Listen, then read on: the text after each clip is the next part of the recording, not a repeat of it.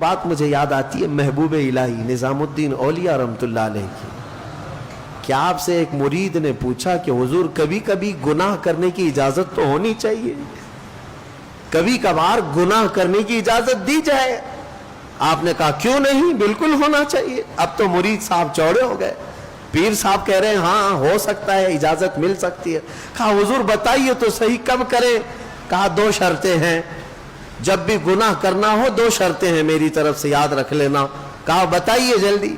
محبوب الہی نے فرمایا جب کبھی گناہ کرنے کا ارادہ ہوا تو اللہ کی سلطنت سے باہر جا کے کرنا, ایسی جگہ جانا جہاں اللہ کی سلطنت نہ ہو, وہاں جا کے گناہ کرو.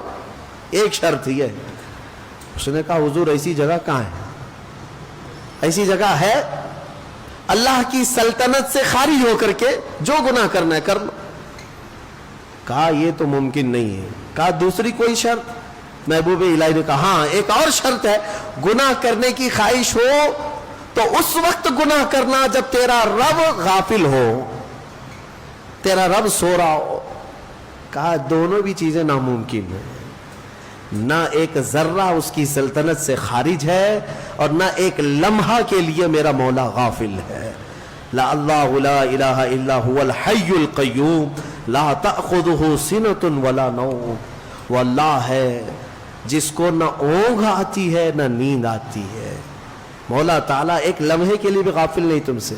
تب پھر اس نے کہا کہ حضور یہ دونوں ناممکن ہے. تو محبوب الہی نے فرمایا تو پھر شرم آنی چاہیے کہ اسی کی سلطنت میں, اسی کی زمین پر, اسی کا کھا کر اسی کے سامنے گناہ کرے. اس سے بڑی بے باکی کیا ہو سکتی ہے, اس سے بڑی بے باکی کیا ہے. پھر بھی وہ مولا رحیم ہے کہ تمہارے عیبوں کو چھپاتا ہی رہتا ہے, جلدی پکڑ نہیں کرتا, فوراً عذاب نازل نہیں کرتا. اب آؤ میں تمہیں پچے کی بات بتانے جا رہا ہوں. ہماری تفسیر کا لب لباب ہے, یہ خلاصہ ہے. عذابات تو بہت آئے, عذابوں نے ہلاک کر دیا, زمین کو اٹھا کر کے پلٹ دیا گیا ہے. قوم سمود پر, قوم صدوم پر زمین اٹھائی گئی تھی. ایک قوم ایسی جن کو اللہ نے بندر بنائے, ایک قوم ایسی جن کو اللہ نے خنزیر بنایا. چہرے بگاڑ دیے گئے, زمین کو کھول دیا گیا, پوری قوم کو دھسا دیا گیا. آج بھی بہت ساری جگہ کھدائی میں پرانے شہر ملتے ہیں, ہاں پرانی آبادیاں ملتی ہیں. کسی نہ کسی زمانے میں وہ دھسے ہوئے لوگ ہوں گے, شہر کے شہر نیچے زمین پر دھس گئے ہیں. یہ سب عذابات آئے. لیکن ہم نے آج ہی کے بارے میں ایک آیت یہ بھی تلاوت کی کہ کچھ لوگوں نے کہا رسول پاک صلی اللہ تعالی علیہ وسلم کی بارگاہ میں کہ اگر اللہ تبارک و تعالی ہے تو پھر پتھروں کی بارش ہم پر کر دی جائے, ہمیں فامطر علینا حجارۃ من السماء, آسمان سے ہمیں پتھروں کی بارش کر دی جائے. رب تعالیٰ نے جواب میں کیا فرمایا؟ اللہ تعالیٰ نے فرمایا وما کان اللہ لیعذبہم وانت فیہم. اب اللہ ویسا عذاب نہیں نازل کرے گا اس لیے کہ ان کے بیچ میں میرا محبوب آرام کر رہا ہے. وانت فیہم, اے رسول آپ ان کے بیچ میں ہیں, عذاب ویسا نہیں آئے گا. اے مسلمانوں, کیا آج گناہ ویسے نہیں ہو رہے ہیں؟ ناپ تول میں کمی کرنے والے ہر شہر میں ملیں گے. لوط علیہ السلام کی قوم کا گناہ کرنے والے ہر شہر میں ملیں گے. نوح علیہ السلام کی نافرمان قوم کے بہت ساری مثالیں ہر شہر میں ملیں گی. موسیٰ علیہ السلام کی نافرمان قوم کی کئی نافرمانیاں آج بھی ملیں گی. پچھلے گناہ تو ہو ہی رہے ہیں لیکن عذاب ویسے نہیں آ رہے. کسی کو خنزیر بنایا گیا, کسی کو بندر بنایا گیا. کیا پتھروں کا عذاب نازل ہوا؟ نہیں ہوا. کیوں نہیں ہوتا ہے؟ اس لیے کہ قرآن کہتا ہے ویسا عذاب اب نہیں آئے گا, اس لیے کہ اللہ کا رسول ان کے درمیان آرام فرما, محبوب کائنات ہے. اے مومنوں فخر کرو جتنا چاہو, اس لیے کہ اس رسول کی برکت سے اللہ نے بہت سے عذابات ہم سے دور کر دیے, بہت سے عذابات ٹال دیے.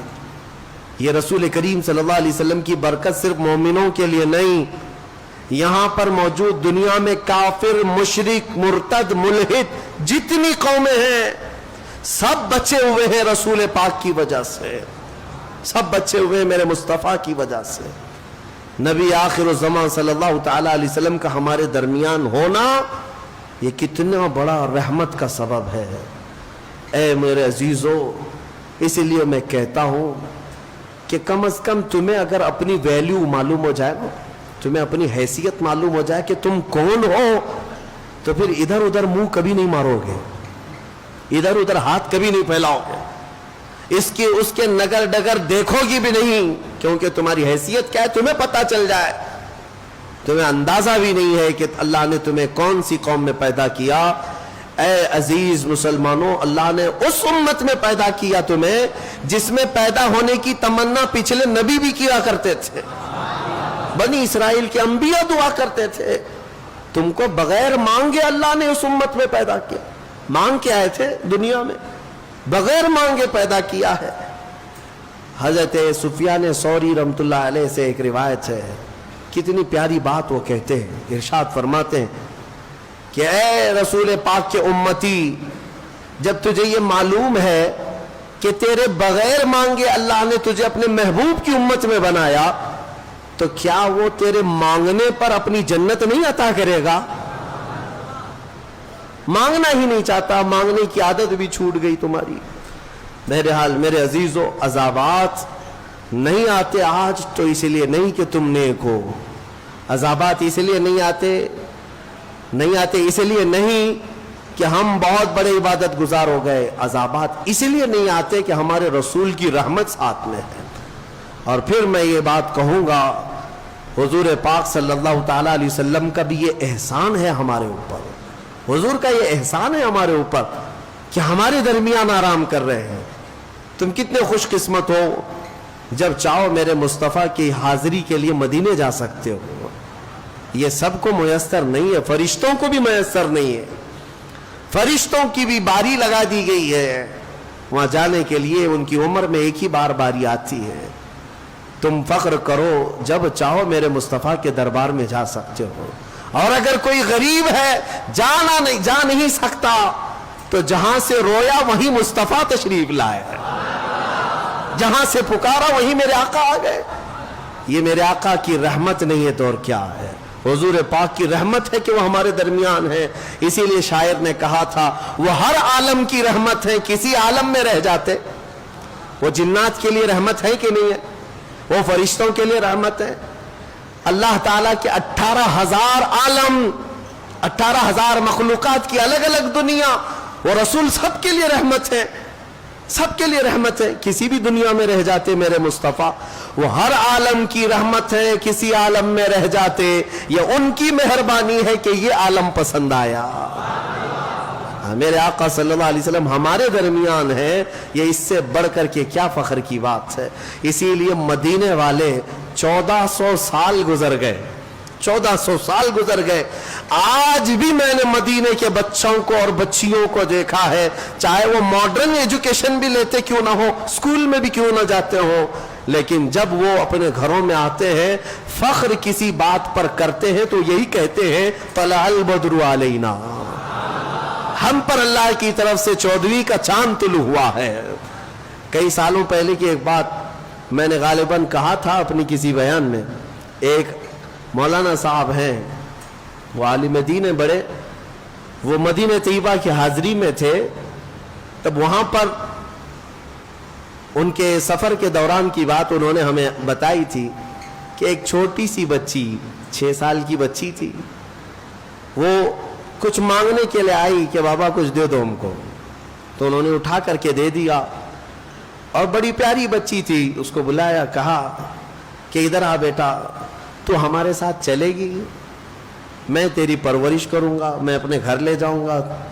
اور اس کو طرح طرح کی نعمتوں کا ذکر کر کے بتایا، ہمارے ہندوستان میں ایسا ہے ویسا ہے۔ بچی خوش ہو گئی، بچی خوش ہو گئی، کہا کہ میں چلوں گی آپ کے ساتھ، میں اپنی اماں کو بتا دیتی ہوں، میں اپنی ماں کو بتا دیتی ہوں۔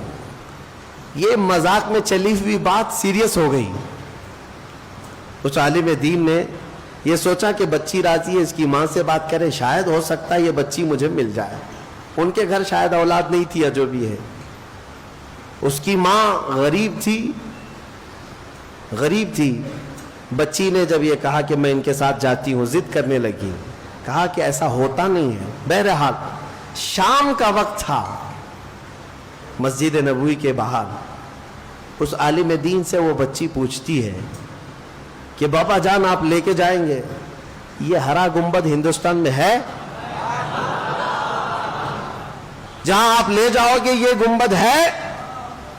اس عالم دین نے کہا بیٹا یہ ایک ہی ہے، کہیں اور نہیں ملے گا، یہ یہی ہے. تب وہ ہاتھ جھٹک کر کے بھاگتی ہے، کہتی ہے میں یہاں سے کہیں نہیں جا سکتی، اگر یہ ہے تو آؤں گی، نہیں تو نہیں آؤں گی. 6 سال کی بچی کا یہ جذبہ ہے. وہ میرے مصطفیٰ کے قدموں سے جدا ہونا آج بھی نہیں پسند کرتے. میرے عزیزوں میں تمہیں یہی بتانا چاہتا ہوں، اگر ہمارے پاس فخر کی سب سے بڑی کوئی چیز ہے تو وہ نسبت مصطفیٰ ہے. میرے آقا ہمارے ساتھ ہے، حضور پاک صلی اللہ علیہ وسلم کی محبت ہمارے ساتھ ہے. یہی چیز تو آج تک ہمیں عذابوں سے بچا رکھی ہے. اور میں اکثر اس بات کو گنگنایا بھی کرتا ہوں. اعلیٰ حضرت فاضل بریلوی رضی اللہ تعالیٰ عنہ نے ہمیں یہ سکھایا بھی تھا، خوف نہ رکھ رضا ذرا، تو ہے عبد مصطفیٰ. مصطفیٰ کا جب تو غلام ہے تو ڈرتا کیوں ہے؟ کس سے ڈرتا ہے؟ ہاں، سپاہیوں سے ڈر ہے، قاتلوں سے ڈر ہے، ظالموں سے ڈر ہے، کس سے ڈر ہے؟ کیا کریں گے؟ خوف نہ رکھ رضا ذرا، تو ہے عبد مصطفیٰ، تیرے لیے امان ہے، تیرے لیے امان ہے. اور پھر ہم تو یہی کہتے ہیں، ڈھونڈا ہی کرے صدر قیامت کے سپاہی، وہ کس کو ملے جو تیرے دامن میں چھپا ہو. میرے آقا صلی اللہ تعالیٰ علیہ وسلم کی طرف آ جاؤ، ان کے قدموں میں رہنے میں فخر محسوس کرو، اللہ ہر عذاب سے محفوظ رکھے گا.